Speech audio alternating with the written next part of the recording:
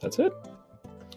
Preparing a standard solution. So there's two methods to prepare a standard solution. Now, a standard solution is basically a solution uh, whose concentration we know. Okay, so it's a solution with a known concentration. Now, why is this important? When you guys go to higher chemistry, so when you go to grade 12 and when you go to university, you will see that concentrations of solutions are very, very important because obviously when we're doing stoichiometry, we're looking at specific moles of solutes. So it is very, very important for you to prepare solutions with specific concentrations because a lot of your reactions will require concentrations of solutions of specific concentration. So there's two ways to make it. One is using a solid solute, and the one on the next slide is using a stock solution. So what does this mean? Let's say now I want to make a solution.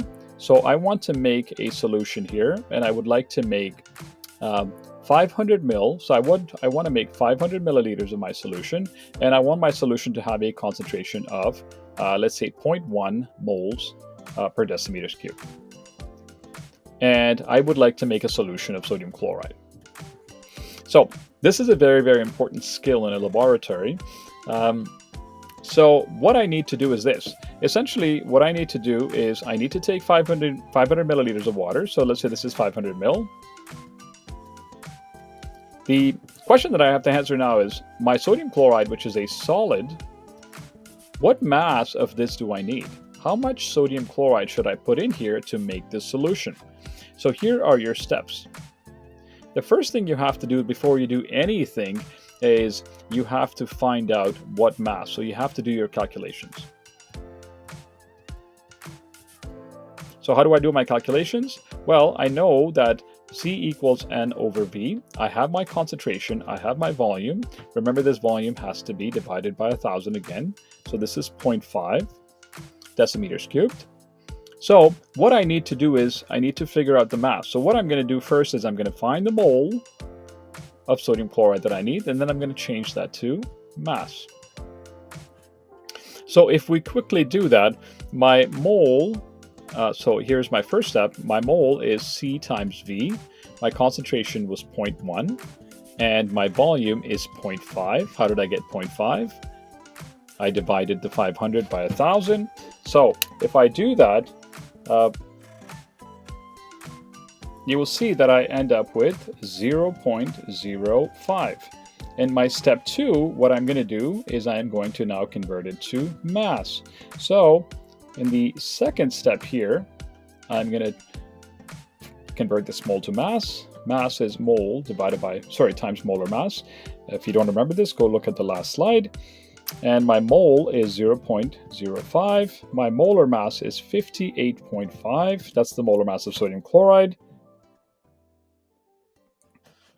And what I end up with is 2.925 grams. What this tells me is that if I want to make this solution here, I am going to put 2.925 grams. Now, if you have a balance in your lab that measures 3 decimal places, it's wonderful. If not, then you will have to round that number. You take that number, you take this now, and you get ready to prepare your solution.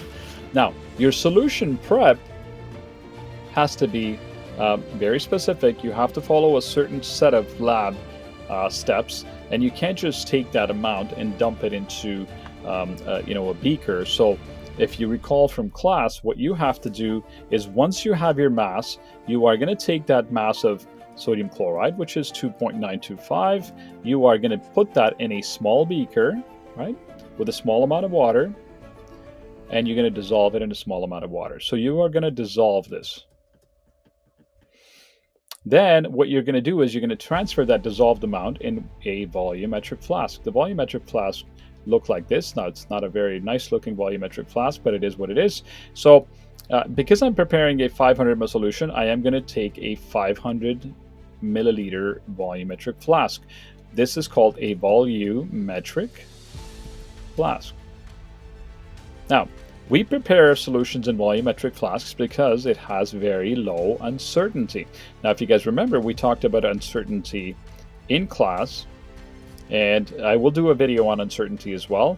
This has very low uncertainty. That is why we use this. So you will take that and you will dissolve it. You will dissolve it in this small amount of water in a beaker. Then you will transfer that. Keep in mind also that you have to rinse your beaker into this and get your overall solution. So this is preparing a solution using a using a solid solute. Now, the second method would be by diluting a stock solution. So a lot of times when we order chemicals, let's say, for example, if we order hydrochloric acid, the molarity or the concentration that we get from the company might be 12 moles per decimeter cube. There is no way a neat teacher will bring that to a class because that is extremely concentrated. So what we would do is, let's say I would like to dilute that to 0.5 moles per decimeter cube. So this is called, so in order for me to go from this solution to that solution, I'm going to have to prepare a standard solution, and then I am going to have to create my new solution. Now, anytime I told you earlier, you hear the word dilution, we're going to be using this formula, C1V1 equals C2V2. So if this is my stock solution here, and my stock solution is 12 moles per liter, or 12 moles per decimeter cube, and I want to make a new solution here. And my new solution is going to have a concentration of 0.5 moles per decimeter cube. I'm going to have to figure out how much I should take from here. Because remember, this is now in the form of a liquid. This is HCl that's dissolved in water. So what volume should I take from here? Because that volume is going to go in here. And then what I'm going to do is I'm going to also add water to this to prepare my new solution. So let's take a look at an example here. Let's say this particular example right here, I want to dilute this solution, which is 12 moles per decimeter cube, to 0.5 moles per decimeter cube, and I want to make 500 milliliters of my solution. So my question now becomes, what volume, how much should I take from my stock solution, and how much water should I add? Of course, the sum of these two, this volume and the amount of water that I add, will have to equal 500 milliliters, because that's the final volume of my solution. So what I'm going to do here is I'm going to use this handy dandy formula, C1V1 equals C2V2. So my C1 here, I will let it be the concentration of my acid, which is 12. I'm going to leave the units out. My V1, well, this is what I'm looking for. So the V1 would be the volume that I need to take from this stock bottle. Stock basically means that it's in our stock, right? So this is what we got from the company. My C2 is going to be 0.5, because that's what I'm interested in, because I'm diluting it from 12 to 0.5, and my V2 now is going to be 500. So if you just quickly carry this out, you will see that your V1 is equal to 0.5 times 500 divided by 12.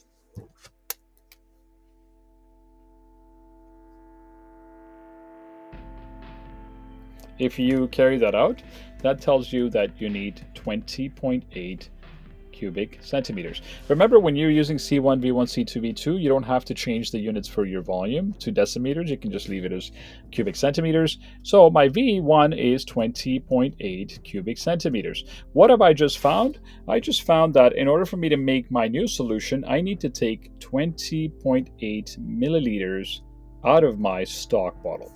Now, how do we prepare the solution? It is going to be the same as our last one. You are going to have to use a volumetric flask,